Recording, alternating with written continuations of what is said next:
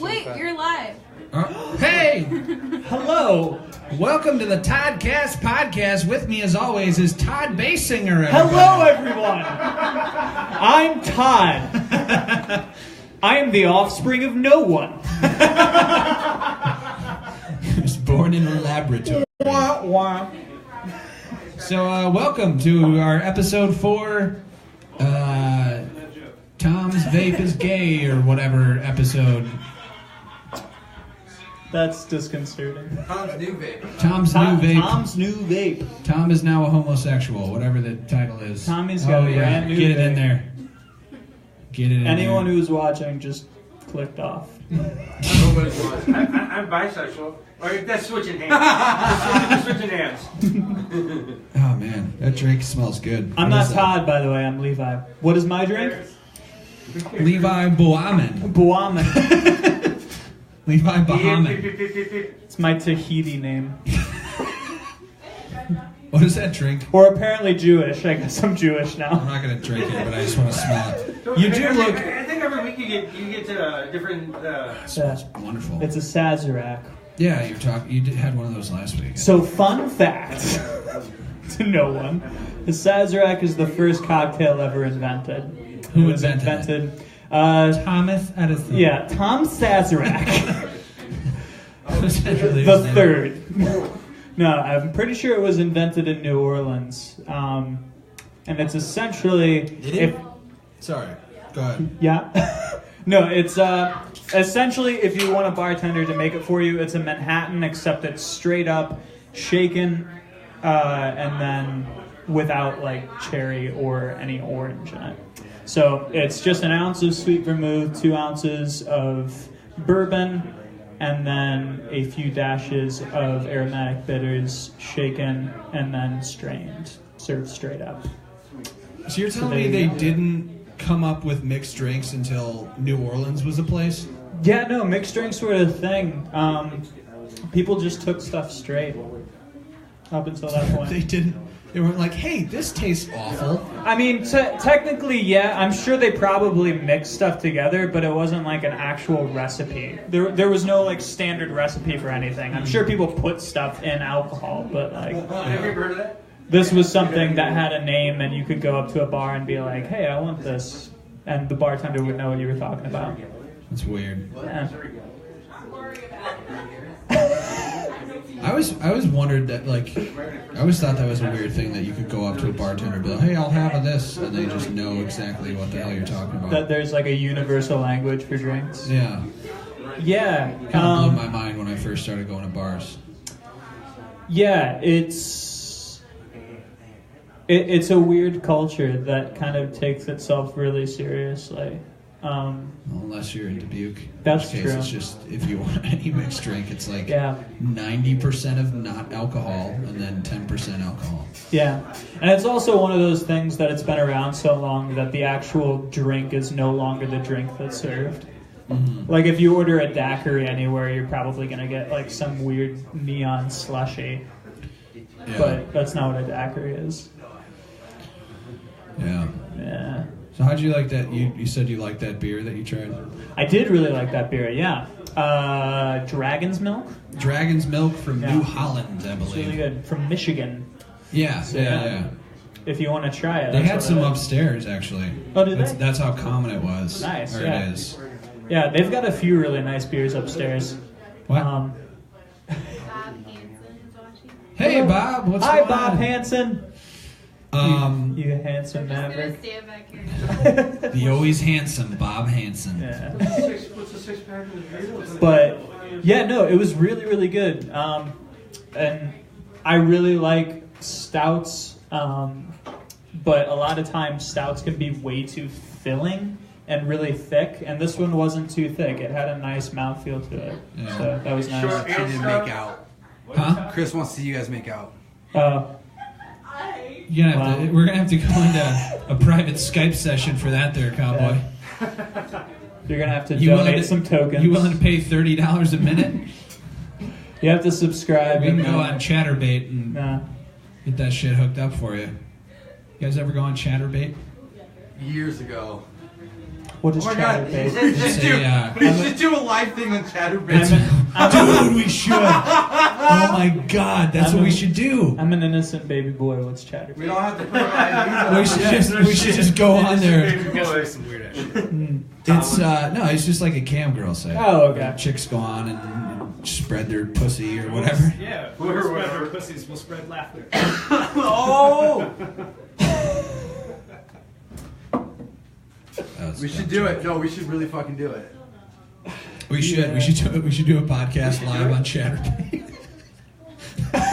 It'd be so funny. We try to share it on Facebook, and all the links would get blocked for being pornography. Yeah, that wouldn't be kosher on Facebook. No. And I can say that because I'm Jewish. Apparently. I can say that because I've tried to share pornography on Facebook, and it doesn't work. I was young and needed the money. But it's not pornography because nobody's getting naked on that one. But it's still Chatterbait, yeah, they are. Yeah. No, on our cast. But they're not looking for that. They're just looking They're at just an looking for the algorithm. URL. Oh, yeah. yeah. I got a buddy who works at Facebook. I'll talk to him. I'm not lying. works at Chatterbait. I have a childhood friend. Mark Zuckerberg and I are like this. It'd be funny if Mark Zuckerberg was on Chatterbait. That would be Just amazing. stroking his cock. Hey, have you ever seen I invented Facebook. With his emotionless face. With his face filters on emotionless- Instagram today. Hey, have you ever seen His emotionless cis white face. His Russia helping, Trump supporting face. PBR. Yeah. No, I did really like that beer. Do you have any other recommendations along In terms those of veins? stouts, Yeah. not a big stout guy. Me neither, I'm 5'7". What is your preferred? I like Founder's Breakfast Stout. That one's Okay. really, really solid. You can find that at Vans. I'm sure you can find it at Family. Okay. It's one of those. It's not super seasonal, so you can find it in like fall and stuff like that. It's Sure, not just yeah. a winter beer. But Founder's Breakfast Stout is a really good one. They have one that's Kentucky Breakfast Stout. That's super hard to find, but apparently that one's like world class, top 10, whatever. You know. Okay. Good to know. So, tonight was kind of weird. It felt weird. It was. There were people here. Yeah. What the fuck was that? Yeah. There were people here, but I felt disconnected from them in a weird way. Yeah, I kind of know what you mean. Yeah. I don't know what it was. But I think it's like you get used to just performing in front of the same fucking 9 people. yeah. That like when other people are here, you're like, I don't know, the familiarity that you've had doing the same, like you're doing a show in front of the same people kind of goes away, and it becomes this weird like, who the fuck are you people? That's probably true. So I have a question for you. Sure. It was something that came up. I heard another comedian talking about it on a podcast, and it was the first time that I realized that it was probably a reality, but I just never thought about it. Did you assume when you wanted to do comedy that everybody else wanted to like do comedy or be an actor? Like to be in some form of entertainment? Like wanted to do comedy as a means to an end, basically. No, just like, because when I was younger, I always wanted to be on stage and I wanted to be performing, but I assumed everybody wanted to also do that. No. Really? No. I thought that everyone was just like wanted to be an actor or wanted to be in movies and stuff. I think most people like to stay within their lanes. They like if they're the funny guy at work, they want to be just the funny guy at work. Sure. You know, they don't want to they're a big fish in a small pond, and the minute that they get out of that pond, they kind of freak out. I don't know, I'm just generalizing, but I didn't really think that. I thought that everyone who did some sort of entertainment or stage stuff was like this big extrovert and like, oh my God, look at me, and you know. Yeah. So I didn't think I'd be any good at it. Sure. You know, when I first started, and I still don't think I'm very good at it. Yeah. No, It was a shock to me to learn that a big majority of performers are like introverted people or not, you know. Yeah, I think that's true. But I think a lot of performers, at least from my own personal experience, a lot of performers are only interested in tension as long as they have control of it. Because like in a party situation, I hate attention. Yeah. Like I don't want attention. I Definitely. feel really out of place in a party. I don't want to be in, unless it's a party where I'm sitting around a table and everybody at the table is talking about the same thing.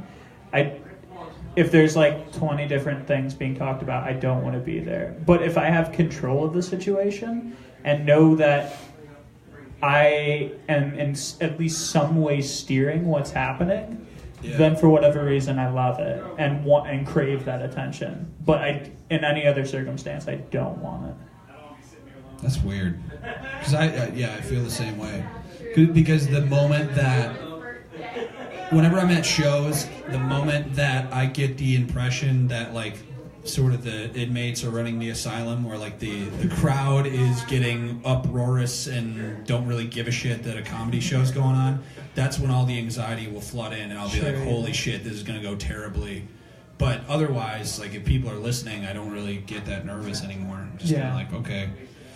I forget who said it. It was some comedian, and it's somebody else's quote, but it made a lot of sense when I heard it. Of if somebody is laughing, and if you're making a crowd laugh, that means that at least for that moment, at the very least, they don't hate you, which I think is kind of valid. It's like if I have control of the situation. And they're at least paying attention. They don't even have to be laughing, but if they're just paying attention, that means, okay, at least they don't hate me right now. Yeah. Or they're not actively hating me right now. Which I don't even mind if people hate me. The worst is if they feel sorry for you. That's the worst fucking feeling. Yeah. I've had shows, like, especially when I first started, and I was doing shows at the casino. I was like way out of my league. So I'd only been doing it for like 4 months, and like I got that vibe from a lot of people, and I even overheard people talking, being like, "Yeah, I really felt sorry for that first guy." It's like, no, just fucking. Yeah. It's the worst because you just, I don't know. It's a bad feeling. Yeah. Yeah, rejection is one thing because that means at least like, that's pity is just like, oh fuck. At least rejection means that there's something that you can work on. When it's pity, it's just like, oh, am I helpless? Like, is there nothing that I can do? But it's in my coat over there. Can you grab it for me? Thanks. I'd say that's probably true and accurate. Rough. Yeah. But yeah, I don't mind people not liking me. I do. I say that and then I'm realizing that I'm being hypocritical. I do mind if people don't like me. But I don't mind if people don't like me if I intentionally am making them not like me. Then that's different. Yeah, that makes sense. But like, in any situation, I'm a delicate, fragile person that just wants to be loved. Yeah. But yeah, it's... I know what you mean. Yeah. And so for you, is comedy kind of a reactionary thing or a defense mechanism? I know it's that way for a lot of people.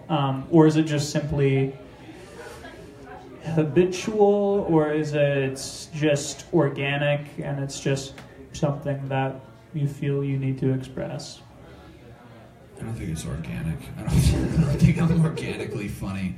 No. I think it stems from always being the quiet person who never really had the balls to like I would think of shit that was funny when I was in school, but I didn't have the balls to say it, so I would whisper it to the popular kids, and then they would say it, and they'd get a big laugh, and then I felt like, holy shit. So I think it was just like... So you started off as a writer? Pretty much, yeah. Not a performer. That's funny. But it's just like after years of not opening my mouth, like I guess wanting to like be like, fuck this, I need to go up there and not be afraid of people anymore. It's a personal revolution, trying to break out of my shell, I guess you would say. Yeah, I I have a really hard time being funny for people that I've already introduced myself to and didn't have the opportunity introducing them to the funny version of me.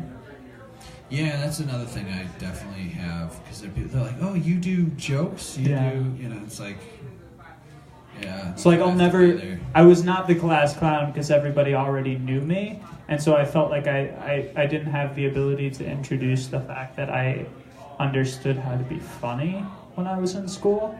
But then I would I was in theater all the time as a kid, and nobody there knew me, and so I was able to introduce myself as the person that I wanted to be, like, right off the bat. But then I would go back to school and I would just be the, like, weird, quiet kid. Yeah, that's definitely, like, I've noticed that in terms of, like, old relationships that I've had, like, especially if I go back to talk to my high school friends.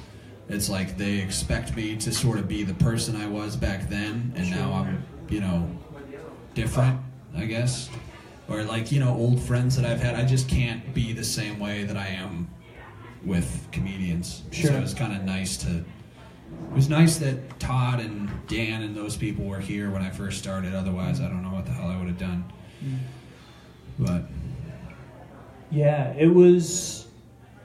Yeah, just to get that new friend group is really, like, refreshing, because it's like a blank slate, and you're like, I can, like, be myself now, or be the I agree. I definitely agree with that.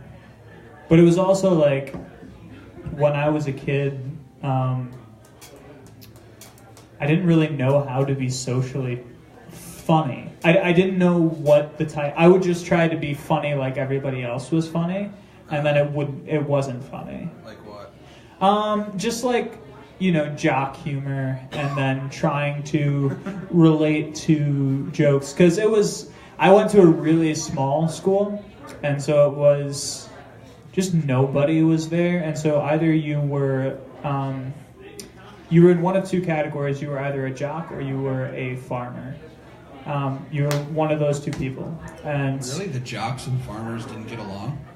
No, they didn't not get along. It wasn't so cliquey that they didn't get along, but you had to be one of those two demographics, and so I wasn't a jock, but I played sports because I didn't have a farm, so I couldn't be a farmer. No farm. I just gotta play sports because I was poor Larry Bird, but you ever see it on the Kroll Show? Oh, it's so good. So it's a simple one. Come on, Larry. You're good for nothing. You never done anything in your life.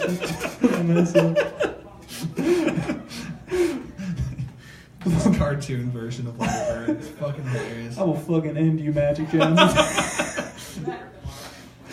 Oh man. But no, I was. And so I would try to be funny like everybody else was funny, and then I kind of started to realize that I couldn't be funny in that way because it just wasn't who I was. Can you imagine Levi being like, so I was fucking this chick last night. Just super jock. Like, that was a really embarrassing thing because I didn't really know, in high school, I didn't really know anything about pornography, like at all. Oh, wow. And so there. How do you not... Like I knew what it was, but I didn't have any like first-hand basis with it. Sears catalogs then? But I was completely naive to it, and there was a moment where everyone was like going around the lunch table and naming their favorite porn sites, and I had no idea what. I couldn't even think of one. Rugrats.com. And I like tried to think of one. And then I wasn't able to like come up with one quick enough, so everyone knew that I was trying to make up one, and it was the most humiliating thing in the world of just like being laughed at in this lunchroom for not knowing what porn was. Tom, do you know what porn is? Yeah. Yeah. I had a buddy who I had to introduce what porn was. I had Really? to show him where to go and what to do. But of course, back then. Hold on. What do you mean, show him what to do? Oh no! How to go on websites? And Here, let me help you out here. Let me show you. Not like that. Up and down, up and down. Like that. He was homeschooled. Do it for Johnny. It was He homeschooled. was homeschooled. He didn't know what porn was. But back then, it was really Mom, why didn't you teach me about porn? But it wasn't websites when I was younger. It was magazines. Sure, You know? The first porn site I think I ever looked up that we thought was a porn site was what was that Demi Moore movie? Striptease. My buddy John and I were like, we had AOL right when AOL came out. We were like, went to striptease.com. It didn't show us anything. We were like, damn. All right, well, you look like a sad puppy dog who's not getting to play with his friends. So if you want to come up here, Oh no! I didn't mean I'm to just exclude chilling you. over here. We've got another mic for you. You can sit right here in the middle and teach us about porn. Yeah. What to do. Well, let me show you guys. So what about you? Want to get in on this? What is your... Yeah. What is the I'm gonna id talk to that Todd for a drives little you to do comedy? Oh man, like for me to start doing comedy, like I just gotten out of a really bad relationship and I was very antisocial. So it was something I wanted to do. I was just about to turn 30, Your keys, man? and You live in a I decided it was on my bucket list. Yeah, they are my keys to my door. Oh They Jesus! really are. That's so cool, actually. But I decided like try to become antisocial, try to make some new friends. So I did that, and then I started liking it, and like I went from just like it being a hobby now to like, you know, I booked a couple shows now, and maybe a few years down the line, you know, take it on the road. Sure, yeah. Featuring, you know, headlining. I mean, I don't know. I like doing it. Like you guys were talking about how, you know, you kind of get out of who you really are and kind of just, I don't know. I've always been like when I was in high school, I kind of was a class clown, but I was also quiet. Like I did sports. Like it was weird. I was like a jock. I was a film nerd. I was a band geek, theater geek. You know, I never actually like meshed in with any group. Yeah. Like I just kind of just did my own thing, and I tried to make people laugh, but it just came out that I was just obnoxious. You know. Yeah. But like I had nobody that was really into comedy when I was a kid. Like I was watching Pee Wee and Blend back in like '95, man. Like that shows my age, dude. Like '95, I was 11 years old. Like watching, you know, man, this smells delicious. I'm sorry, dude. Like, but like, you know, and like I've always had that itch to do it, and I'm finally doing it, and it's fun. You get to meet new people, have new friends, you know, and just like Ryan was saying, like you don't have to like pretend to be somebody, you know. Like I don't know. And kind of going back a little bit, you guys were talking about how that fear of like people not liking you, like dude, that kills me. Somebody doesn't like me, and it's like, what am I doing? What am I doing wrong? Why doesn't this person like me? Yeah. You know, it's not that you're doing it wrong. It's just that person probably just doesn't like the same shit you like. So.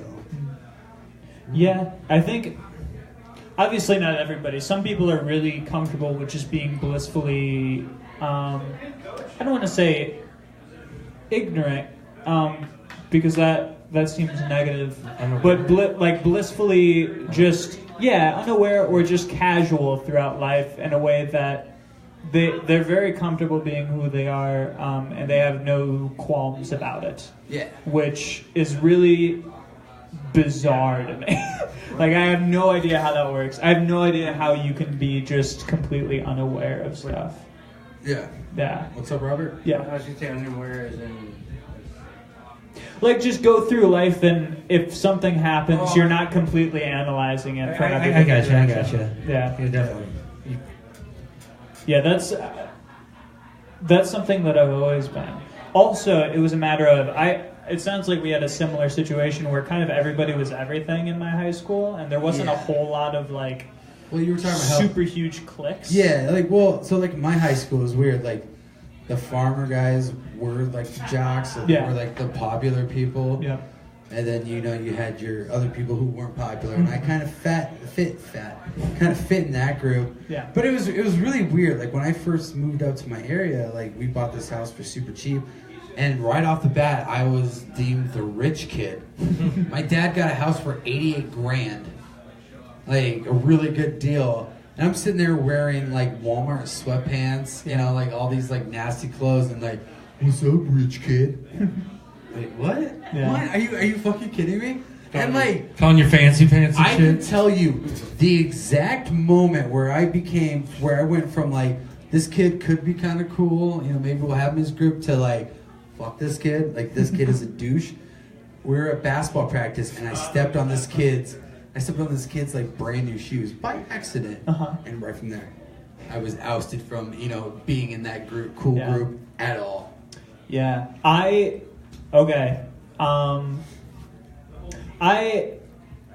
try not to look back on stuff and like and be the guy that's like, oh, I wish I could.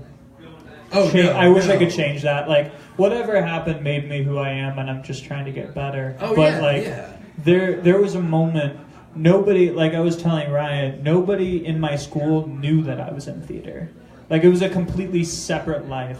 Wow. And there was a moment where some theater director came to our school and was looking to do another theater program in a different area, and she asked, like, everybody, is there anybody here that does theater? And nobody raised their hand, and I like timidly raised my hand, and I never heard the end of it. No, you can't with this one. Sorry, I didn't mean to interrupt you. That's all right. But no, I was immediately just like chastised and made fun of, and I never, throughout my high school experience, I never did theater again. Oh, okay. Sorry, he's looking at my vape. He was vaping. What about you, Robert? What's the psychology that makes you want to do comedy? I've been wanting to do. I mean, since I was 10 years old. I mean, I'd sneak downstairs and everyone would be sleeping. And just when you have like 13 channels, like actually we finally did get a converter at the time. And there's this Bud Friedman in Evening at the Improv. Yeah. And he had this monocle on, you know, and he was kind of like a prickish, you know, host, you know, but he's cool. And God, I just sat there and just thought the whole time, you know, I was in awe, you know. And I mean, I never ever watched any. My buddies did always be like, "Don't you watch anything but funny movies?" And I'm like, I never realized it, you know. And but even when I went to school, everyone pretty much thought I was pretty funny, you know. For sure. Not pretty, but funny. But it was kind of odd when I went to school. I was actually homecoming king at my school, and I didn't get along with anybody actually though. But the reason why was because I was nice to everyone. You know, if someone's nice to me, I'm gonna be nice to them. Yeah. You know, I don't care what they look like or what, you know. And oh yeah, definitely. That's how I was. Yeah, and then so then when they put me on the court, you know, for homecoming king, you know, I'm just like this.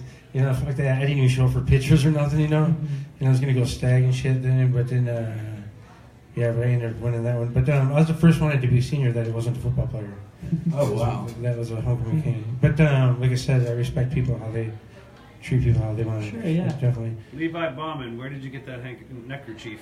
Where did I get it? Amazon.com. God, that guy, you know, he always has this podcast brought to you by Amazon.com. Just like everything else. Amazon. No, Chris asked that. Sorry. Oh, Chris did? I got this neckerchief. I got this ascot on Amazon.com. Yeah, it was I think $9. So really cheap. Nice. Yeah.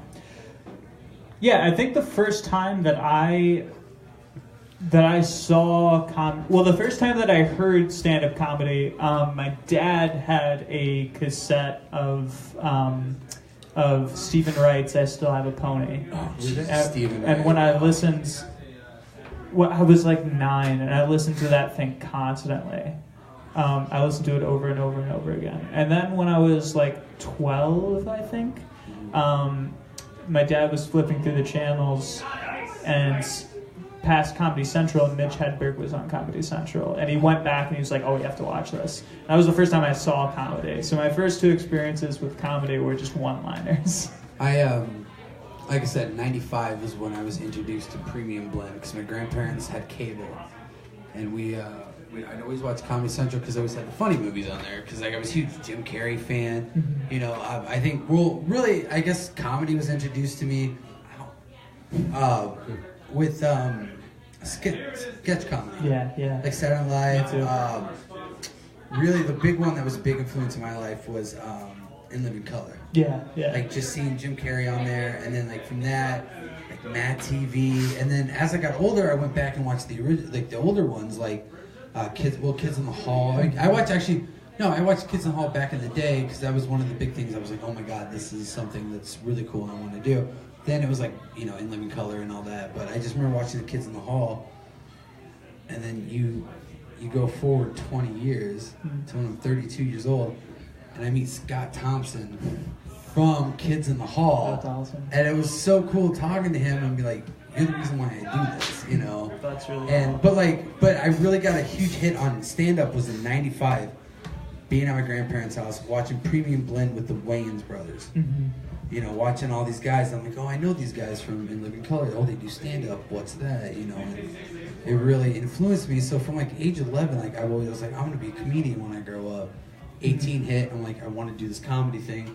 Where do I go? I didn't know anywhere. And then 30 years old hits, I'm like, fuck it, I got to do it. I didn't know where to go either. You know. Yeah. Chris just kept on trying to get me out, and I'm like, Oh, Chris is the reason why you came out? Well, I didn't know that. I thought you just showed up. No, I know his cousin. Oh, okay. And Chris just kept on saying stuff, so then I finally did show up. But okay. Before I take off, I'm going to get taken off here in a minute. But I like the comedians that really inspired me would be like Jack Benny, George Burns, Gracie Allen, Jim and Mary and Jim Jordan. That'd be Fibber McGee, Molly. And I could go on and on, just like the old school ones. And then when we get up a little higher, I love her anything you feel with his one-liners in it. And shoot, I don't know about you guys, but like, were you guys the people that your friends would go to? Like, who are you listening to? Like, any good? Like, I got all my friends didn't know about Dane Cook. I got my friends into Dane Cook. Hey guys, Alabama won the national championship. Oh, jeez. Oh, that's cool. We don't really care. Are you gonna come in on this? Are you gonna come in on this? All right, cool. But like, I got like my friends in like Daniel Tosh, Mitch Hedberg, like all of them. Like, I kept handing my CDs out because I would buy them. Like, I saw Dane Cook when he was on Premium Blend before he was actual like Dane Cook. Yeah. No, I was not that guy because nobody cared. Oh, And I was just like, everything that was in my world was just my own private thing. Like, yeah. Well, I developed like towards the end of high school, I developed, you know, a small set of friends. And then after college, after high school, like we all became really big friends. And like my one friend Chris was the guy that you went for music, and like I was the guy like you're like, oh hey Tom, I'm looking for a cool movie. You know, can I borrow that movie? And then it's like, hey, check out this comedy. And I'm still kind of that person to this day. They're like, hey, I recommend me a good comedy. And I'm like, oh yeah, well, check out this Robert Wallace guy. Yeah. No, I've never been that guy.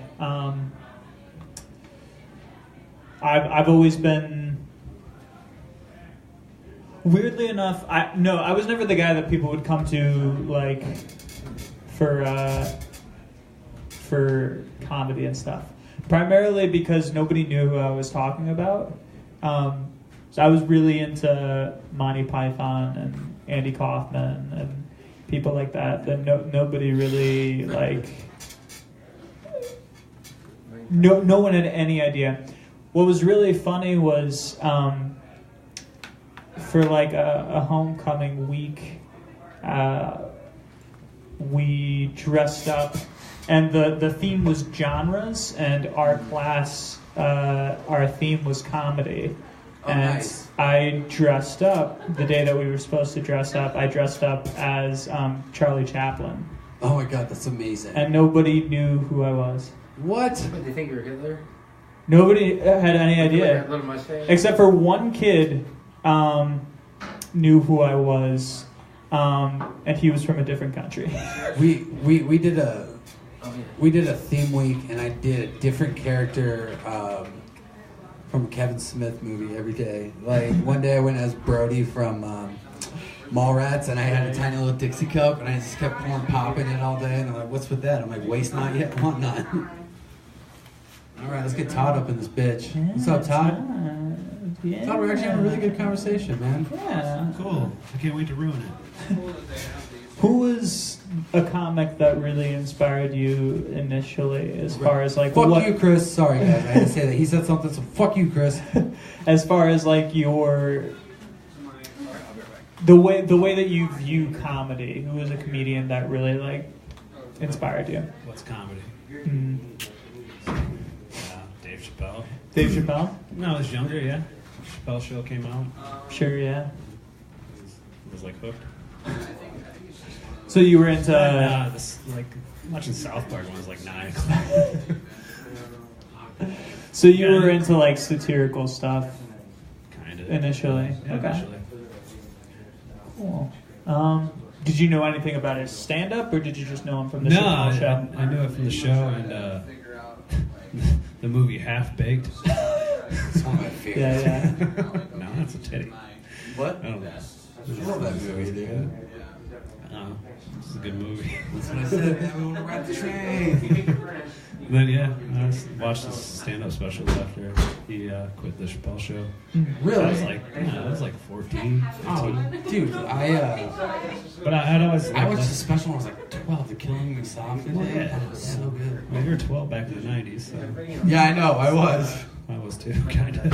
99. I was 15 in 1999. Yeah, I'm not good at conversations. So. So what is what does comedy in general like do for you? Like what when you get off stage, is it a feeling of elation, or is it a feeling of like if I do really anticipation? well, it's euphoria. It's like when you do well, like every time I've done well, like I like black out on stage. It's just like and I never remember the times I do really well though. You always remember the times you just eat dog shit. Yeah, right. Right. I don't know. When I do really bad, I feel bad about for like the whole night. It's I mean, like, I should have done this. Should have done that. First time you like transferred from like that, you know, you're not, you really don't know what you're doing, to the first time where somebody's like, holy shit, that was really fucking good. Like, you're so much different. It was like 2 years after doing comedy. Nice. Mine was Took a while. 2016. Yeah. Like, just It was somebody when came. we started. It was when we started doing shit like every week Nice. at the green room and stuff. I did Just eat dog shit every night. And I did a eventually show get good. at Penguins Comedy Club, and dude, I was on focus, I was on point, as they say, and I got off stage and people were like, holy shit, where did that come from? And I'm like, I don't know. And they're like, that was amazing. And I got people give me hugs, and I'm like, fuck. Yeah. It's a good feeling doing good for your first time. I don't even remember. Do you know what do you have any like idea of what changed for that? Like what changed in order for you to do better that time? I had just, like, a week prior, I just started doing the dad stuff. Okay. Like, talking about my daughter, and I just started, like, I don't know, I was just in a good place at that time, so I got on stage feeling great, had all this new material, and it just all hit. So it was a change of perspective. Yeah, it was just the way I was, the way I started doing comedy, and just that new perspective of comedy for me, and that's what I kind of been doing lately, and I feel like the dad stuff for me, being that young, naive dad, works for me, so, I don't know. Well, now you're about to be an old, naive dad. I know, right? I still look like I'm in my 20s. Sure. Everybody tells me I look 24. Everybody says I look 24. I'm gonna be babyface till the day I die. I'm young, but I'm gonna be babyface till the day I die. So what is, Todd, for you, what is, obviously, like, it's hard to remember the the moments that you do really, really well, but what is the... Do you know what the consistency is between those times as far as like what causes you to do well? Is it a mindset that you go up No, there it's with? just having Or? people actually show up to the show. And then if there's like 4 people, I'm just like, I don't give a shit. Sure. Yeah, right. Okay. It's like we in front of if we comics. fill this you're place, like, it's just like, all right, cool. Just like it's a momentum thing. You get like one laugh, then you roll with it. So your comedy comes more from feeding off the energy of the people that you're delivering it to? Yeah. Okay. Like, What was that? you look like Geraldo Rivera right now. You know, you're gonna go find Al Capone's gold at the Julian or what? I certainly hope so. I would love that. Hipster, Hey, if anybody's hipster Harry listening, Potter. go to our page and vote on if we should do a cast on Chatterbait. There's a poll on there. Oof, new phone, who dis? That's me. That's mine. That's my baby. Is that my phone? Get a case No, for that I got shit, mine man. right here. I am. I'm actually buying a charger case Ew. shortly. So, well, dude. You just caught diabetes. Tom. Yeah, you just got diabetes. I remember my first that? beer. Tastes pretty good, right? No, it doesn't. I will now have laryngitis for the rest of my life. Dude, I'm only going to do this until March, and I'm going to be completely done smoking. Because next time I refill the little juice thing, I'm going down to 3 milligrams. When I'm done with that, I'll go down to 0 milligrams. And then by March, my goal is to be completely done. Knock, knock. Who's there? No one gives a shit. I want my mom. I don't think anyone's. My is anyone even unborn watching child this will shit? when I'm out, when I live You to already see have them a get married. child. Why didn't you quit for that child, man? I tried. And then my ex made it so hard for me not to smoke. She's currently watching. Probably. No, dude, my daughter doesn't even know I smoke. Well, she does I now. don't smoke around her. I don't smoke when I have her. You know. You know, just like right in her face. Yeah, I should. But hey, what's up? How about like those Indian smokes? Like, bitch It's coming cool. home It's soon. just water vapor. The bitch is coming home soon. Like that kind of smoke signals. Smoke signals. That's what they're called. Smoke signals.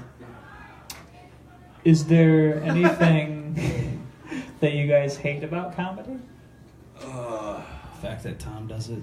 Yeah, pretty much. Thanks, guys. Thanks. Just kidding. I'm just gonna have to move to a new town now. Interesting. So you hate when Tom does comedy. And Tom, how does that make you feel? Let's do Well, this shit. Maury. Now, Tom. Honestly, when you hear Todd say he'd rather you stop, what does that make you think? I'm not too worried about it because I'm a better comic than he is. Yeah. So. Okay. So This is diabetes talk here. Todd, he says that he's a better comic than you. us to fight And what is He's what trying to it- get ratings. what does that do for you? That was weird. What does that do for you? It makes me want to punch him in the face. So he wants to punch you in the face. How's That means make that you he feel? wants to cause physical harm to you. So him No. causing physical harm to you, if you could, It's if, cool, 'cause if I'm a you, better comic than he is. I'll just put a bag, all I'll just right. put a bag of sour gummy worms in front of him and watch Well, him go this crazy. isn't gonna get anywhere if we just interrupt each other. Let's just find out who's the father. All right. You both have AIDS. I gave it to Tom. So, is there anything that you hate about comedy? Oh, shit. Yeah. The fact that more people don't come out to watch comedy. Yeah. It's Hey. hard to get people to, it was like every time we do shows at like the venue or something, like, it just seemed like, then I go to a show on Saturday for some screamo band or heavy metal band, and the place would be packed. Yeah, Because right. people don't want to pay attention. Mhm. People don't want to have to think anymore. Well, 'cause it's-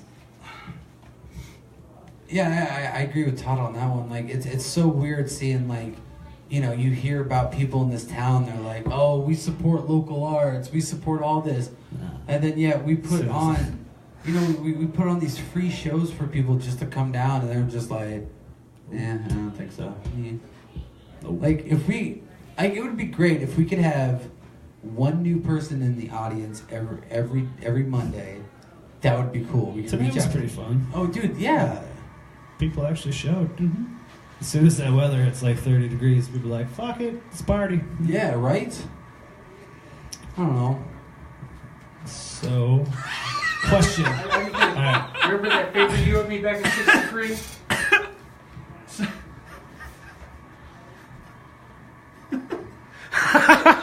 Who said that? Dubuque Comedy page, which I'm assuming is Chris. No, I think it was Levi. No, I didn't. Oh. No, dude. What did it say? He said the thing Jeff hates most about comedy is black people.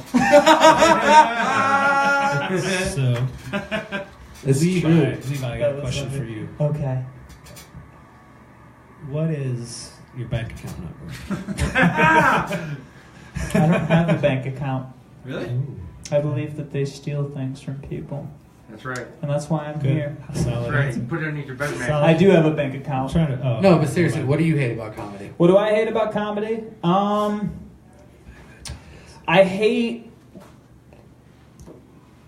I hate when people laugh at things that aren't funny. Yeah. Like when like church humor, where it's not actually funny, but they're laughing because it was polite. Like because the joke was polite, and that's why they're laughing. And it's not specifically church humor, but it's more like when somebody laughs incorrectly or enjoys a joke for the wrong reason other than it's funny. Yeah. That's a little annoying. And it's less annoying and it's more disheartening because I look at that and I go, why are they laughing? What is making them laugh, and why am I not laughing at this? Who's all watching right now? Huh? How many people are watching? Nobody. Except for maybe Chris. Okay. I hate when people say they're comics and they don't go to shows. The thing Jeff Stiles hates about comedy is black people. That's what I think Chris says. No, okay, so real quick on that note, did you hear what he said after he called you Jewish? Yeah, he said the word kike. Yeah, he called you one. Yeah, he said kike on stage. Yeah. That's why I was like, oh my god, really? Let's go fly. Like if that's your persona, Yeah. if you're just like this, like I'm gonna say the most, like if you're like Anthony Jeselnik or something, Yeah. I could see that word. But he makes it funny though. Like the way he does it though, it's not like it's offensive, but it's not. You know what I mean? Because he's like, I'm gonna be the most offensive guy ever, and it's just like that's That's what's the coming. it's a persona which he's not. If you've ever heard interviews with him, he's like one of the nicest guys. He's dude. super nice. Super yeah. nice. You know, and Jeff is just like Oh, corny jokes. Jeff's watching right now. No, he's not. Okay, I get it. Like when you went on stage today, you said something about Jeff, and he goes, "Yeah, say it to my face," and then he goes, "Yeah, I'm not racist." Like when he walked upstairs, and I'm like, If you have to say you're not racist, you're a racist. Yeah. You're probably racist. That's normally "Yeah." Anytime you case. say I'm not racist, but there's nothing ever Well, he good. after leaned that. over to me. He's like, I thought everything everything goes when it comes to comedy. Like everything's No, off limits. not anymore, I'm I'm just sorry. like, Well, no. I'm like, no. I think it. I mean, it goes is. if It you is can to a make certain it extent. work. If you do it cleverly and you do it like if it's I funny. called Obama a Muslim tonight, and that yeah. worked. And- Yeah, I mean, yeah, but that and I half mean, the crowd was black. right? But it's the way you said it, and They're they like, knew because they knew you were telling the joke. Yeah. No, With the the setup. way was- he yeah. says it, You were talking about he's just shit like, "Hey, on watch the this! I'm penis. gonna say the most racist thing ever," and then bam. Yeah. You know that's Joe, that's like, how, he'll just straight up be like, "Black people steal," and then it's just like that's supposed to be funny. call that Everyone's supposed to like think like him. Yeah. and think that's ha ha ha. I get it. I mean, we all have jokes Some that like motherfucker we just say stole something my like that, wallet. but Like, the way we tell the joke is it's not racist. No one's It's, watching. it's you know it's funny. You know, I mean, I don't know. I don't tell racist jokes I mean, I do the one. So- where- because I'm a good little boy. I tell racist jokes. My No, sister, but- she likes Are people NASCAR, watching now? And that's kind of There's a racist. guy who said, "I heard you guys have a couch for sale." Did you say that? Did someone say that? No. I need a couch. Is somebody selling a couch? We have No. a couch for sale. Who said That's that? like Brian Danger Haywood. I don't know. Oh, Brian! What's up, Brian? How's Des Moines? Yes. Des Moines? I do have a couch for sale, but I only accept Bitcoin. That's funny. That's funny. Yeah, the whole That's a funny. racist joke is only funny if it's a joke. If it's not a joke, then No, that's it's just- not funny. if you It's just racist. Straight up like, black people play basketball, right? I heard you have a couch for sale. What is that coming from, Brian? I don't understand the joke. Yeah. He's just saying that we look like one of us probably has a couch The for sale. new Probably. the guy. It was his third time. He said Yeah. he was good. Yeah. I really He's liked got him. great personality. Yeah. Yeah, he did a show down at the Green Room Yeah, he did last a year. couple Okay. different shows. I think he said it was his third time. Yeah, I think he was did it funny. once here before. And then hasn't he? baseball season started, I think. So. Mm. Yeah, he's a baseball player. That's right. Yeah. His first joke that he had was really funny, and then Kids are fucking stupid. yeah, Right. and then drugs will never leave you. It was really That funny was great. too. He's like, That was a good punch. drugs will never be. It was his delivery was Yeah. really good. No, he was I really missed- really good. Almost everybody said tonight because I had like massive diarrhea the entire show. Dope. It happens every single fucking show where You get the nervous poops. I get nervous poops. Before I go on stage, I have to poop like every 5 seconds. That's cute. And then as soon as the show's over, I'm fine. Sweet. I won't poop for like 4 days now. Awesome. Good to hear. You just had a Was cleanse. it brown or Yeah. no blood? No, actually, No, that's good. surprisingly, a little bit of blood. There's always a little bit. No, it was a little bit. That was. Yeah. Yeah. What? Why are you talking? I'm trying to talk like Levi right now. yeah. Yeah, I think that's a cool. That's really chill. It is really Hey chill. guys, It's pretty- it's thank you dope. for getting pretty on dope. Iowa Public Radio. Shut the fuck up. We're Tom. getting on Iowa Public Radio. Yeah, this is Iowa Public. This is how they talk. final thought on racist jokes that I have. I think. Well, here, I take the get- mic. Take the mic. Come on. All right. I've been in here the Do you like longest. Jerry Springer's final thought? I get annoyed when people hear like a certain topic or a certain word and they automatically just shut down and they're like, fuck this. Like, I'm just going to stare at you. Like, they don't appreciate when you're at least trying to be clever. You're trying to put something together to be funny. I mean, sometimes I think just saying horrible shit is funny. Like, I personally find it funny, so I'm going to do it on stage. But, I don't know. So just like trigger words. Yeah, it's just like when people have a certain like subject you're not supposed to talk about or a certain whatever, it just kind of, I don't know, it annoys me. It shouldn't. I hate when people do something just to like get a cheap laugh. I do that shit all the time. I fucking hate that shit. Like, All the fucking time. I see what you're doing. Thanks.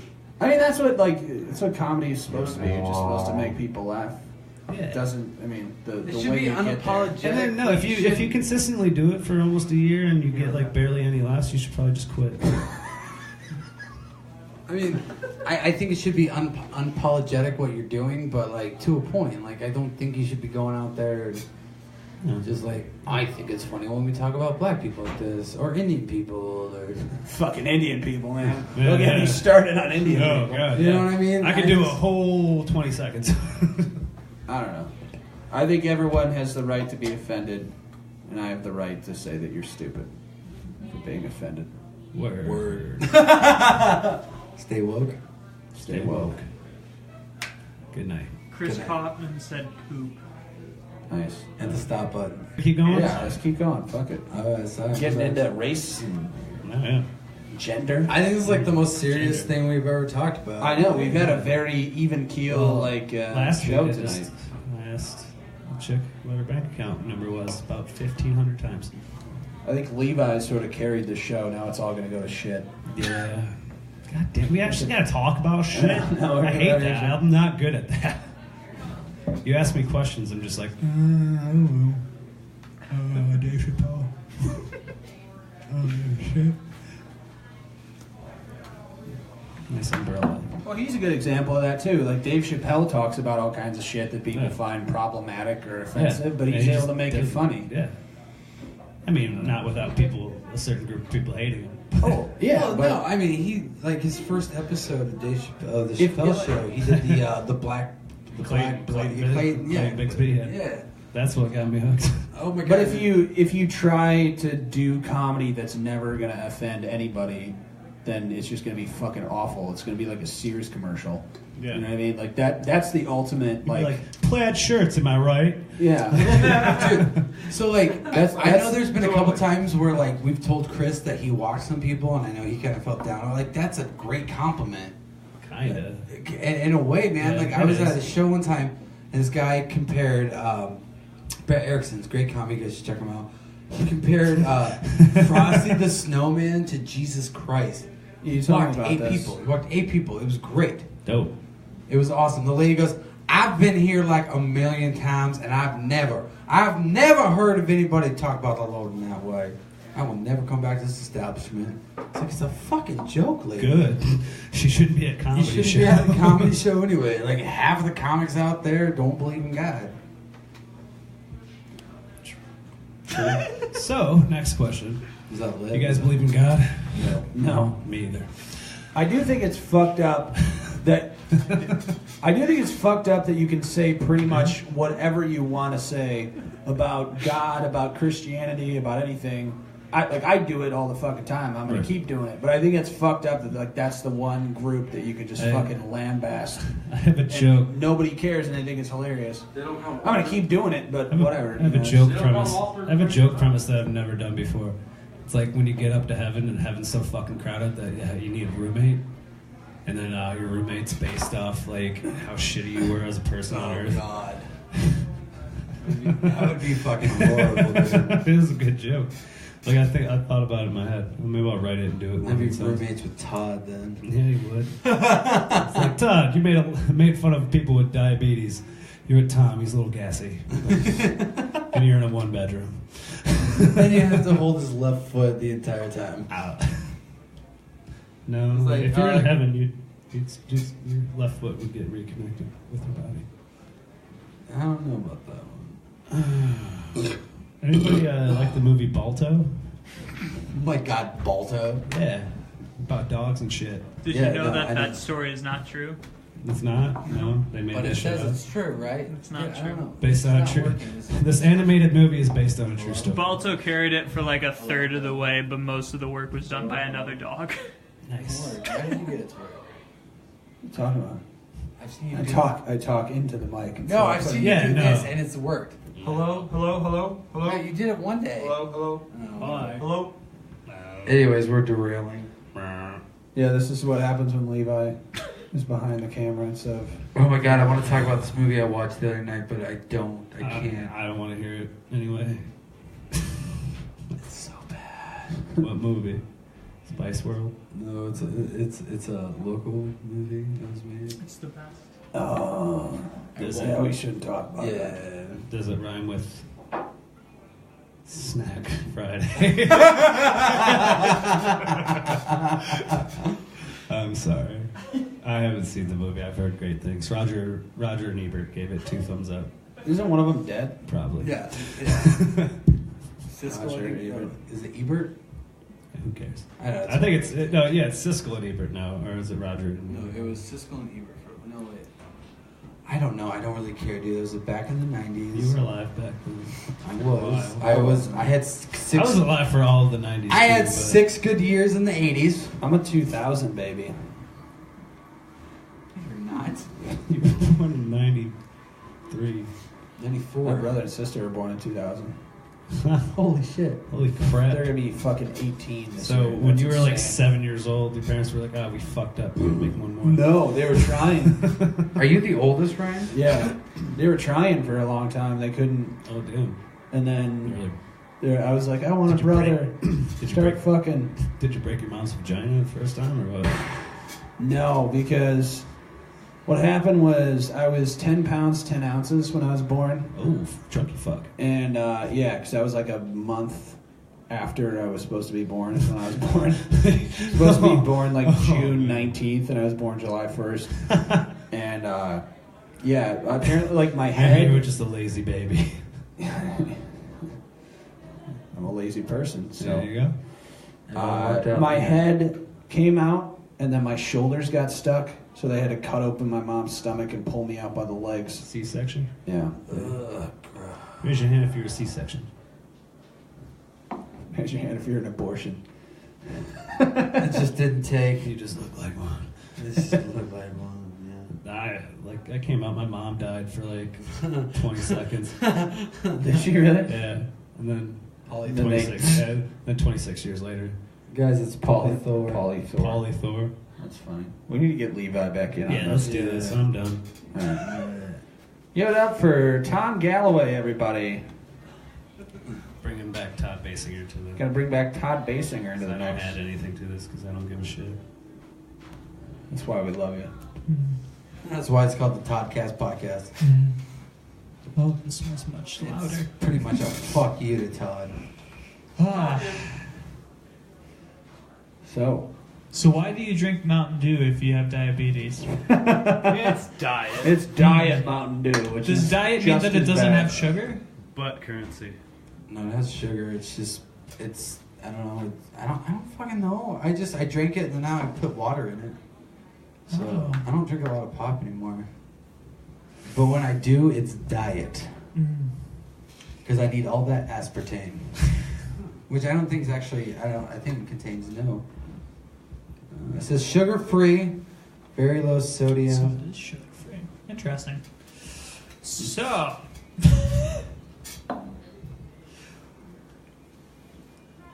what is? So you guys said that you don't believe in God. Does that mean that you think it's just like lights out at the end of all of it? No, I mean, I don't. Okay, so I'm agnostic, so I don't believe in organized religion. I believe that there's something out there, like people are like, oh, the Big Bang, that's what created everything. Like, what the fuck created the Big Bang? Like, it just makes my mind just go, I think we're all in a computer simulation. ooh, like the Matrix. Yeah. Not really, but that's what I'm going with. I don't know. I think we're It kind of sucks to think that when we're dead, we're dead. Like, that means pretty much means life is meaningless. But Yeah. what would be worse torture than just being alive forever? Just having to deal with everything forever. I don't know. That's like one of the biggest punishments on Black Mirror. Is they make people live forever. They just trap them in some fucking horrible world as a computer simulation or whatever. Oh, that was such a great episode. Oh my god. I showed my girlfriend the very first episode of season 1 where the guy has to fuck the pig. Yeah, she was like, the fuck am I watching? I don't know. Alright, the question is, blank is a slippery slope that leads to blank. So, AIDS is a slippery slope that leads to... You did it the opposite way, dude. Yeah, you did it the opposite. The gays. Is Well, you're supposed to do it. You're supposed to do it this way. It's so much The better. gays that way. are a slippery slope that leads to AIDS. That's Once you horrible get time. AIDS, you turn into a gay. Yeah. That's the only way, see? I don't know why we're carnival barkers. Well, once you have the AIDS, you can't help but have the gays. Back to you, Todd. One size fits all. No, but Do you believe okay, God? I do. Yeah. Are you like organized religion I'm guy? I'm one of those Christians. Whoa, ooh, I'm Lutheran, one of those. Methodist, I don't do you- I don't care about denomination. Do you I agree really with don't. me that it's fucked up that people can talk shit about organized religion and specifically Christianity and totally get away scot-free, and that's like not a big deal and everyone just kind of laughs at it? But then if you talk about like specific groups of people, if you talk about like gay people, it's super offensive. Or if you talk about Muslims, it's super offensive. If that's the case, yeah. If there's a double standard, but also But you I'm talk of- about Christians and everything is fine. yeah. If there's a double standard, then that's just not. Yeah, that's just in poor taste. But I have no problem with Christians being made fun of in anything. I think in any everyone way. should be able to be made fun of. Oh, of like, course, honestly. yeah. I don't think anything is off limits. It depends on what the joke is, Yeah. or what the like purpose behind the joke is. But there isn't anything that I would say is like, no, you aren't allowed to joke about that. Yeah. But yeah, it is I don't know. I'm not an easily annoyed person, so it isn't really annoying when You close people soon, just Randy? like. About a half hour. Okay. Awesome. Sweet. Thank you. But it is a little bit annoying when it's so constant to where nothing else is heard, you know? Yeah. I make fun of it because I was raised Catholic. That's Sure. the only reason. It's just 18 Well, Catholic- years of AIDS is a slippery slope that leads to the KKK, and Surprise sex is a slippery slope that leads to gays. Okay. I believe surprise sex is just a PG way of saying rape. All right, I think I'm gonna head out. all right, Alright. I'm exhausted. I gotta work in the morning, so have a good one. Sounds good. Enjoy your Diet Mountain Dew. Later. stay woke, I y'all. love how Stay you- woke. Stay woke. You're on stage talking, and then you like instinctively ran and grabbed your Diet Mountain Dew It was while water. you're on stage. Water, yeah. I was thirsty. Like, oh fuck! Oh, I was I got it thirsty, back. y'all. Thirsty. But yeah, like Catholicism will, like that'll ruin a lot of people. Yeah. Like the. When it's forced, You know what? especially. Well, Okay, I can't imagine the feeling of like Catholic or Jewish guilt, like that. One of my favorite things with the Catholics, sorry, is a quote from Dogma. It's when he talks about, he's like, well, I can't believe in the faith. I can't understand why you believe in something that makes you mourn your faith. Because the Catholics, everything you do is just wrong. Like you should be, not celebrating your faith. You should be, mourning your faith. Yeah. And I can't stand that. Like Yeah. I always thought faith was something you need to worship and just, be excited about it. Just be like, oh yeah, Like black God. churches. yeah. That's a fucking celebration right there. Or That's an interesting thing. Is like watch Jesus Camp, everybody. Do you know what I'm talking about? On Yeah. Netflix? Okay. Yeah, that's a weird show, man. So good. Yeah, I don't understand. I feel like people who are Christians and then like just hate everything, I don't understand. Like that seems weird to me. And it seems contradictory Yeah. and hypocritical. To be Christian and be like, Yeah. fuck the gays and... But I also think that Christians and Peace out. bye. Bye, everybody. I also think that Christians are held to a standard that is unrealistic as far as like what they can and can't get away with, as far as like what is considered hypocrisy. Yeah. Do you know what I mean? Like, because anybody else is totally fine with being a hypocrite because it's like, oh, I'm just trying to learn and I did something wrong. But if a Christian does something wrong, it's immediately a score against them as far as what validating or disproving what they believe. Fucks you up. I mean, like, when I was a kid, I thought that, because I was Catholic growing up, I thought that masturbating was, like, horrible, and I was taught that or whatever. And I thought that I was an awkward... See ya, man. You taking off? Later. All right. I thought that because I masturbated, that's why I was awkward, like socially awkward. So I would like not do it for a long time to try to be like, oh no, if I just don't do it, then I'll be able to talk to girls and stuff, and I'll be able to like not be awkward in social situations. And then I found out like a bunch of people that I knew that were super like confident people also masturbated, and I was like, what the fuck? Yeah. It didn't, like, I don't know why, but I associated that with, like, oh, anyone who's awkward, it's because they masturbate. And then, like, I had to learn eventually that it's like, no, it's just something that people do. Yeah, that's interesting. You masturbate, man? You had to learn to be the master, huh? No. That's what like I said earlier, that's what I thought, bisexual men, switching hands, I didn't make that joke up. Ronnie Dangerfield did. I grew up Yeah, I didn't really know any Catholics growing up. I grew up going to a Brethren church, which the Church of the Brethren is very much like, the focus is more about relationships, and it's more love focused. So it was more about learning like how to one be of a those- good person. One of those hippie Christian places. In a way, like we were all in jeans and work shirts and things like that. Like everybody in the congregation Oh, was. that shit. That's the shit I hated too. Yeah. Is going into Catholic mass. If you wore jeans, you would get the fucking stink eye from everybody. No, everything in the Brethren Church is very like loose and just kind of like you're there to learn how to be a better person, and you're there to learn how to love each other and how to create relationships and bond. And it's a really good, loving experience. What But the then, fuck was that when I grew up? Yeah, go ahead. yeah. But then I started going to a Baptist church, which is very much about. It's very, and I still go to a Baptist church. It's very much more like, this is what the Bible says. We're not going to tell you what the opinion is on that, but this is what it says. This is what it means. This is what the historical context was to it, and it's much more like a history lesson of the Bible, and then teaching you what that says and what that means through cross-referencing and all of these different things.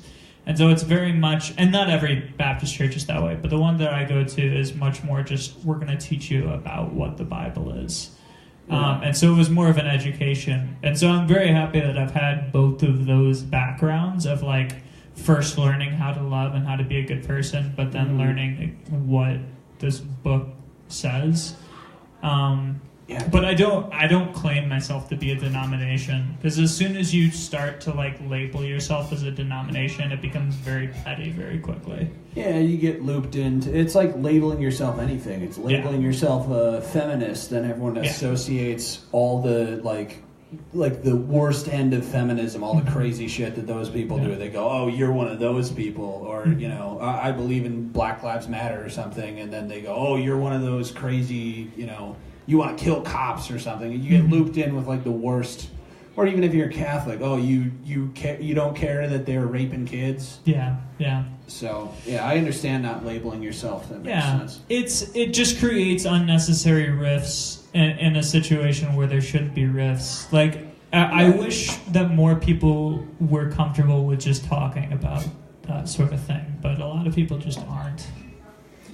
I feel like Catholics are just. It doesn't teach you how to like you're saying it teaches you how to like create relationships with people and stuff. It seemed to me being Catholic just teaches you how to like judge other people that are not as quote unquote pious as you, or someone who drinks too much, you look down at them, or someone who wears fucking or chews gum in church, you have to like yell at them and shit, and it's like I don't know. Yeah, you're looking down at the people who don't live as pious. It's a holier than thou sort of attitude throughout the entire thing. Yeah, it just kind of rubs me the wrong way. Because half these people are fucking dickheads. Half the people I know them. I know them outside of church, and they stand there and act like everything is like they're these great people. It's like no, you're fucking douche. And a lot of this is a very generalized statement, but a lot of what the Catholic religion kind of is based around you rather than the actual religion itself. So what I mean by that is like it's more about you do this and then you do this and then you do this, and that's how it works. And it's more of like a structure than it is actually like humbling yourself before something. And so that creates a lot of like, I'm making this happen for me. Yeah. Which you don't appreciate the people who help you to get to that point. Yeah. There's less, there's not a whole lot of humility in that format. Yeah. Unfortunately. And I know plenty of Catholics who are perfectly lovely people, and that's a pretty broad blanket statement. But I can definitely get down that road where all of a sudden you're like, the holier than thou person who Yeah. can do no wrong, and I think that contributes a lot of times to like child molestation and shit because you're just. It's like like you said, it's focused around the person. Yeah. So it's a total narcissistic like ego thing where all of a sudden you become, like I'm this great holy person or whatever, and It can if it's with certain depends on the person. Yeah. Certain people you can go down that road pretty quick in anything really. Mm-hmm. But And it's also like, yeah, some people just need to have perspective, and also some people just need to learn how to have empathy, I think. And if you are kind of programmed in a structure where you don't have the ability to empathize with somebody and all you see is what's wrong with them instead of trying to see either how to help them or how to relate to them, then that creates somebody that's very narcissistic and attacking and judgmental, and that's you're describing me. No, but it's I don't know. I feel like I have. But I don't think you're socially that way. No, I care about people and Yeah. stuff. I don't know. The whole thing with like being getting annoyed with people who get offended by stuff is because I think I've seen the other side of it, where it's like if everyone can be in the same room, everyone from like every denomination of religion or whatever, every race, and we can all just give each other shit and make fun of each other and have a good time. Like there's a kinship that can form from that. If you can be like, you black motherfucker, and then some guy can be, oh, you fucking Irish piece of shit, go farm some potatoes. Like it creates sort of a, like you're on the same level, your peers, because you can give each other shit and no one's afraid of offending each other. It's sort of a beautiful thing that, everyone is just sort of on the same level. I don't know how to describe it better than that. But I've seen that happen with like the Green Room with Paul Provenza. Like a couple of those episodes where shit gets like really racial and like really personal and stuff like that, but at the end of the day, like everyone's able to come out of it okay and stuff, and I don't know. Yeah, I feel like, but I can see how people could perceive that as like, oh, you think everyone should make fun of each other, you don't have empathy, or you're like a shitty person. It's like, no, I just think that if we can let go of our egos for a little bit and just fuck around, then everyone will be happy. Comedy can sort of bring people together. But that's the key, is like abandoning egotistical thinking, which is really difficult. Like I think that, sorry to cut you off again, but I think that's what bothers me about like getting offended by something. That's like a total ego move. It's like, you said this thing that I cannot hear. This is unacceptable. And it's like, well, who the fuck are you? Like, just relax, like have a good time. Yeah. Yeah, it's interesting. The other thing that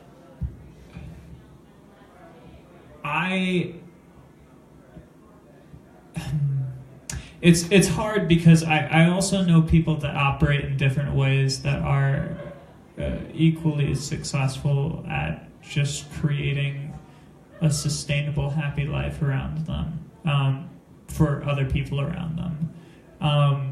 But for me personally,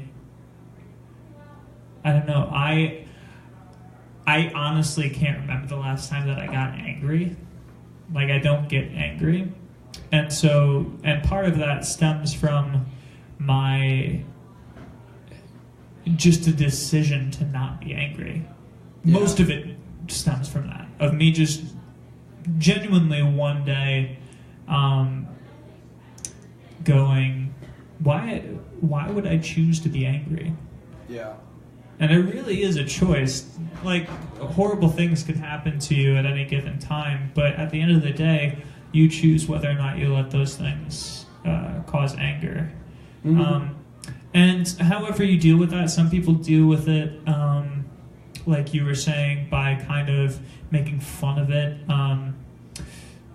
like there is a passage in the Bible that says that the devil cannot stand mockery, and that's true. Like if you make fun of something that's that now you're officially my favorite Bible verse. if you find something that you're afraid of, or that you find horrible or terrifying, or that is essentially what that verse is saying is evil, because the devil is evil incarnate. Of if you see something that you see as evil and you mock it in a way that is taking air out of it, it can't survive in that environment. And some people solve things that way, and other people solve them by analyzing it and trying to figure it out and trying to see what is causing it, and etc. Like whatever your path is to trying to figure out how to diffuse things, it can only be good. But at the end of the day, it is ultimately a choice. Yeah, I think there's a lot of power to that, because that's something that I've been dealing with. I used to have a lot of anger towards. It's kind of what I was saying about how the reason I got into comedy was to. I think I had a lot of anger towards like the quote unquote popular people, or just people who seem to be socially well adjusted. I was like, why the fuck can they be happy and I can't? And it manifested itself in a lot of anger and stuff like that. Sure. Until I just started. I mean, comedy has helped me a lot because I have something to focus on. I'm like, all right, don't worry about that shit. Just focus on, practicing this joke or writing this joke or doing, just for the next open mic, whatever, just focus on that, keep your head down, and don't worry about what the fuck other people are doing. Mm-hmm. But yeah, that decision to just stop giving a shit has helped a lot, because there have been, there's past relationships that still bother me and stuff, but I just had to be like, look, I just have to let the little ball of hate go and just be myself and not fucking worry about what they're doing. That was part of it. My decision kind of came out through like unfortunate circumstances, and it was the moment that it happened was me dealing with the worst thing that I had dealt with up until that moment, and then afterwards, after I had kind of gotten through it, me going, really, what am I upset about? I'm upset because this thing happened. I'm upset because it changed this, and I'm upset because now I don't have this. Yeah. But the reality of the situation is those are all things that are now in my past, so how are they still, why would I let them still affect me, as well as are they really that big of a deal in the grand scheme of things? And that logic kind of consoled me in a way that I had never really felt before, and ever since then, like that moment was like 3 or 4 years ago. Yeah, 4 years, almost 4 years ago, and I haven't been angry since then. That's pretty impressive. You don't even get angry at like people who cut you off in traffic and shit like that? Well, I get frustrated. Like frustration is different, but but not like actually angry now. Yeah. Well, yeah, that's something that I used to go to therapy in high school, and that was one thing that my therapist told me, like, you have to interrogate the thoughts that sort of come into your head. And if you have a thought, like, a lot of times before a comedy show, I start going down that road of, like, you're going to have, like, what happens if you bomb and everyone is judging you and all this other shit. And you just have to look at that thought and go, like, okay, is this helping in any way? Like, is this thought useful at all? Yeah. Like, is there any reason for this thought to be in my head? And if the case is no, then just get rid of it. Like, fuck it. Don't pay attention to the shit that's, useless. Same thing with, like, stuff in the past that bothers you. It's like, if you're not going to change it, worrying about it isn't going to make it any better, so you basically just have to let it go. Yeah, a lot of what we look at as negative emotions or reactions come from us letting something linger rather than extinguishing it. Yeah. or maybe more appropriately, just encouraging it or giving it legs, basically. Yeah, it's feeding able it. Yeah, it's able to move around in your head and Yeah. bother you. You just have to say, no, you get the fuck out right now. Get Yeah, out. the longer that you humor something and allow it to kind of, because eventually it will create a stronghold within you, and it becomes much harder to get rid of. Yeah. But the longer that you allow it to just passively stay within you, the harder it's going to be to shake, and the more likely it'll become a piece of you. But if you just confront it up front and be perfectly honest about it with yourself up front, of this is a thing that I'm thinking right now, now I need to get rid of this. It's really, it may sound like an oversimplification, but it really is that simple. It's not easy to do or easy to learn, but in its essence, it is that simple. Yeah.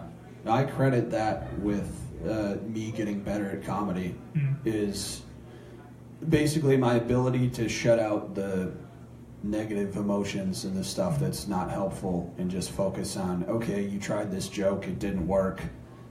You know, can I salvage this? Yes or no, whatever. You know, just I'm building towards the next show, and I'm continuing to get better, and that like being able to sort of mitigate the negative mental, obstacles that I've had, I think is a big part of me getting better, because that was a really difficult thing to get over when I first started, because I was afraid to read in class in college when I first started doing comedy, and like super social anxiety and stuff like that. So just being able to like push out the noise and focus on what's important, what's in front of me, just living in the moment and stuff. That's basically the reason, because I don't think I've gotten that much better at writing since I started doing comedy. It's just been mental, figuring out the mental aspect of it has helped a lot, definitely. Sure. Yeah, and alongside that, like I have, and I say this like very with a grain of salt, I struggle with depression. Like I know people that struggle with it way, way worse than I do, and it's not like me saying that feels. I feel guilty saying that, because I know how much some people struggle with depression. Yeah. But I go through like valleys of depression semi-regularly, as well as I have my own kind of mundane anxiety that I have to deal with. Like I still have those things, but they're much more benign than they ever used to be. Yeah. It definitely helps learning what to focus on and what not to focus on. So as someone who's religious, we should wrap this up soon. It's probably getting close to it. But as someone who's religious, do you feel, I don't know, it's like negative emotions towards people who are not religious, or can you see where they're coming from, or do you, are you one of those people that it's sort of like the lost sheep, like eventually one day they'll find God or whatever, or are you able to deal with the fact that some people just don't believe, and that's their thing? What do you think happens to the people who don't believe, I guess would be a different thing, or a different way of putting it. So I do personally believe in hell, and I do believe in heaven. So in that aspect, so you're saying I'm going to hell? Potentially, I don't know. But I'm not going to condemn. It's not my job to condemn you to hell, or to say you are. I never got that. Like people that were just like, you are going to hell. Like it's not your job to condemn somebody to hell. But at the same time, I do think that kind of lost flock thing does exist. But at the same time, I'm not offended by people who think differently than me or don't have the same viewpoint as me, because why would they? Yeah. Like that seems ridiculous. And also I haven't always been a Christian, so at one point I was not a Christian. So like that's So do you understand the logic behind it? Oh, of course. Why someone would not believe? Yeah, of course. Like And that's something as well that I think a lot of Christians miss, or maybe not miss, but potentially is hindering them from being accessible to people that aren't of their same mindset. Is they go. They don't put anything. I was actually just having a conversation with my parents, because my parents are very much more like straight-laced, what you would consider like atypical Christian. And I was having this conversation with them the other night of like, if you cannot put a viewpoint, if you cannot intake a viewpoint that is contrary to what yours is, because you have fear that it will taint what you believe, I don't have a lot of confidence in what you believe. Yeah. Like if you cannot wrap your mind around, like, and the example that I gave them, and this is a very like drastic example, but I've read, and I would recommend people to read Mein Kampf, which is Hitler's works. And it's so contrary to what most of any of us would ever believe or think, but reading that gives you at least a little bit of perspective into the mind of somebody that is so far away from what you believe. Nice. Oh, nice. Totally. But it allows you to kind of see the mindset of somebody who's completely 180 from what I would ever think or what I would ever feel or what I would ever desire. And I think that can only do good as far as you are, one, establishing the ability to, in some way or another, have empathy with something that you would never be able to have empathy with, because you now have a better understanding of it, as well as you now have solidified what you believe by going, okay, I've seen this thing, do I go with that, or do I go with the thing that I still believe what I believe? Right. And a lot of Christians are like, well, you can't do that because you might stop believing what you believe. And well, if you believe it strong enough, yeah, it's and not going to happen. Obviously, yeah, I think, and I've never gotten the question like, do you think that you're right in being a Christian? And my response has always been, well, I wouldn't be a Christian if I didn't think I was right. Like that seems weird to me. Of like, if I didn't think that I was right, but I also, again, to quote the Bible, I'm going to paraphrase. But Paul essentially says, if everything, and Paul is one of the most highest regarded. Wow. You can. What I'm about to say is super credible. But the highest regarded Christian philosophers and disciples in the Bible, and his statement is, if I'm wrong in everything that I believe in God, in Christ, in everything that is the Christian walk is wrong, then I'm a fool. But I am okay with that. And I think that mindset is really healthy, and I think a lot of people miss that. Of, yes, keep believing what you believe in, but also acknowledge the fact that, yeah, I could be wrong, but that shouldn't hinder what you believe. Yeah.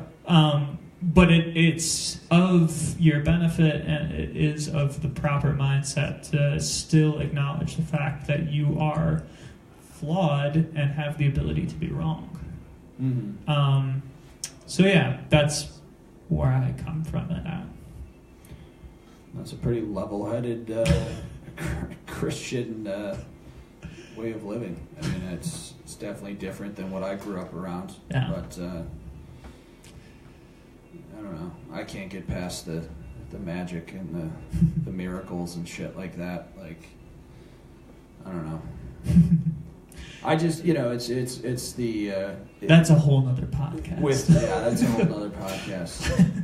Just with the extraordinary claims you need to, or I want to see extraordinary evidence type of thing. And also just going by, what I think is more likely. And I think it's more likely that we're just kind of out here improvising and trying to, figure out what we decide is trying to establish some sort of moral foundation on how to live our life. And that's why religion has been adopted by so many people, because it gives you the answers to, how you're supposed to live. And I don't necessarily know that there is a correct way to live or anything like that. I think there's certainly, I don't want to call it incorrect ways to live, but I think there's some stuff that you shouldn't be doing. Like, you shouldn't be, fucking doing heroin or, you shouldn't just be trying to fuck a bunch of chicks all day, or, like being the party person or whatever. Like, there's, you need moderation at some point, which I think is a good teaching that, Christians have, but I don't know. I definitely think the empathy thing is missing in a lot of politics.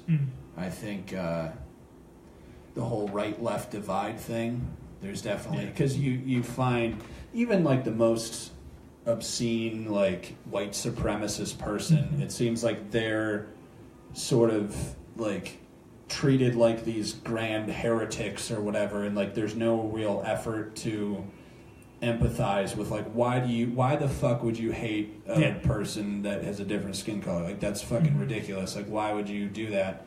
Or, what caused a person to get to that point? Or, what caused, even on like a lesser scale, there's a bunch of hatred, between both sides. Like, the left hates the right. You're a Republican. You don't care about people or whatever. And like, there's no real. The dialogue seems to be missing nowadays between both sides, and that kind of bothers me. It just bums me out, really. I don't really have a dog in the fight either way. Yeah, it's all fake. Like, there's nothing. It's the goddamn lizard people who run the fucking country, and they have these Democrats and these Republicans, and they have them fight against each other while they control. No, the whole like left-right thing is so manufactured and fake. Yeah. Like, everybody on every side, like, you're a liberal, that you like killing babies. It's like, thinks so many different things. Yeah, like, it's not. I'm for killing babies, by the way. There is not a linear line of thinking, like, on either side. It's one thing. So scattered, but yet we have only two sides that you can choose from. It was really, Jim Gaffigan had a quote of when he was asked about if he believed in God. He said, "Yeah, I believe in God. I have," and he is a Catholic. He is he is a Christian.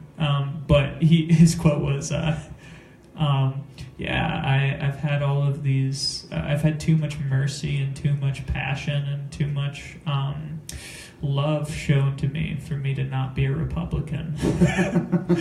And it was so funny and painfully accurate. Yeah. Like, I'm not a Republican. I'm not a Democrat. I don't care about parties. Really, I don't care about sides, because there really are no sides. The sides are something that has been put up. We're told that there are sides, so we choose which one that we're on. Yeah. But in reality, we all think our own things, and we all have our own feelings. Not everybody does. Some people just think and feel what they've been told to. But that's very true. Most of us, a lot of us, just have our own viewpoints, and they're not linear to what everybody else's are. Yeah, there's a famous, I don't know if you've heard of him. He's a sort of a famous philosopher type of dude. He's a not a neurosurgeon, neurobiologist, Sam Harris, who is like a famous sort of atheist, talking head guy. And he said, like, why should a person's stance on abortion be predictive of their view on government, the size of government, or their view on gay marriage or something like Yeah. that. Like, why is it that so many people who are against abortion are also against gay marriage, are also for smaller government, are also like right down the line of, you know, pro-guns, you know, Yeah. like right down the line of everything Republicans believe. Yeah. I don't know. And I think a lot of it comes down to the fact that they've been told, a lot of people have just been told that you have to believe this. If you believe this thing, then you have to believe this thing. And if you believe that thing, then you have to believe this thing, because that's what we are and that's what we do, which is unfortunate. And I'm not saying everybody is like a sheeple and can't think for themselves, but I think that I think that a lot of people just, it's easier not to think for yourself. Oh, absolutely. So I think a lot of people just do that, which is bizarre to me. I've never been of that mindset, but like, I don't know. but yeah. So what motivates you then? Final point, and then we'll cut this shit off. Sounds good. What motivates me? Like what? Like you in know, life, is or it the promise of heaven? Is it the experience you have on earth? Is it, you know, like what if you get up in the morning and do something productive or good? What is the, you know, what is the impetus behind that? I guess? Interesting.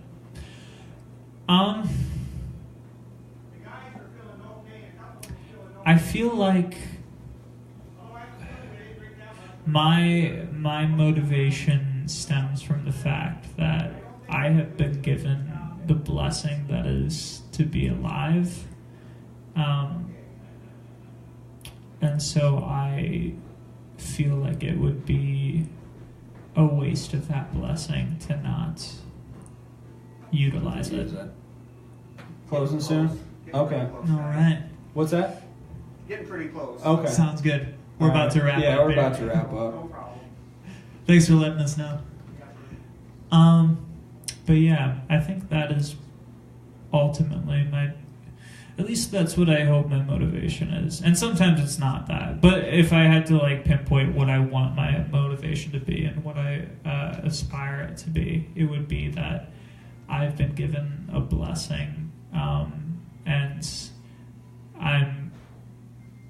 I've been instructed to use that blessing.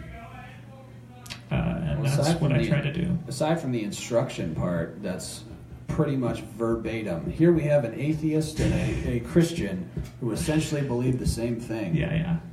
I tend to think that nothing really has any meaning and there's no point of anything. So if I'm alive and I have an opportunity to just do some shit, then why not take advantage of it? You know, why not? If there's no meaning, then either you just accept that and live a miserable life, or you create meaning for yourself and you decide, this is what I'm going to do, I'm going to help these people, or I'm going to pursue this passion or whatever, and you have to, you know, or you don't have to, but, you know, for me, I want to do something with the fact that I'm alive. Otherwise you just like kill yourself, but what the fuck was the point of that? Sure. You know, I'll let cancer take me one day. Yeah. Cancer or liver failure, whatever comes first. So basically, your motivation stems from It's I'm here, so I might as well. Yeah. Yeah. Pretty much. It's sort of a So yeah, that's similar. a laissez-faire version of your Yeah. And then mine motivation. stems from I've been given this, like specifically, and I don't necessarily. I want to preface that. I don't necessarily think that when I say that, some people think that comes off as uppity, of like me saying my life is a blessing. Yeah. But it's like, and I'm not saying that my life is a blessing. I'm saying the gift of life is a blessing, and if I've been given this gift, I should. I feel that I've been instructed to use it. When you say blessing, my version of blessing is someone who's not really religiously inclined. Mm-hmm. My version of blessing is a statistical improbability, like based on how many sperm were in my dad's nuts at the time So more when I was amazing. conceived. Just statistically, it's fucking incredible that I'm here. Yeah. So I get tripped out on that, of like, I'll be looking at Not- somebody and I'll look at them and I go, There's you're looking at something right now and you're thinking something and Yeah. you're analyzing something, and the You know, things that are going on in my head are not my own world, but they're also going. There's also like a separate world going on in your head. You know what really Which is trips me crazy. out is when there's a Belvedere Oasis on the way home from Dubuque to Chicago, where you can sit and eat it's like a place where you can park your car and get like Sbarro or whatever, Sure, yeah. and you can sit in this big window and there's a highway. It's Highway 20 with 3 lanes across on both sides, and you can sit there and eat your food and watch all these fucking cars. Yeah. And you just think like every single one of those people has their own life, has their own worries, their own insecurities, their own friends, their own dreams, and like I'm just the fucking guy at the window. Yeah. And like it's so bizarre that all of these people are here, and you're just a little tiny part of it, basically. I'm totally with you. It trips me out every time that I think it. And I think about that a lot, of like every single person that I see throughout my day is seeing every other person throughout their day and having a completely different reaction to them. Yeah. And that's mind-blowingly amazing. Like it's And I see it's that beyond to my me- understanding. To me, that makes me feel insignificant, which is almost a blessing to me, because I'm like, well, if no one gives a shit, then I might as well go out and do something. In 100 years, no one's going to remember that I was here, so why not just go try? Yeah. And I to love- a religious person, it might be a different motivation, but Well, the feeling of insignificance is also a feeling of, in some ways, humility. Of like looking up at the stars and seeing all of them and going, wow, I really am just like, I'm nothing.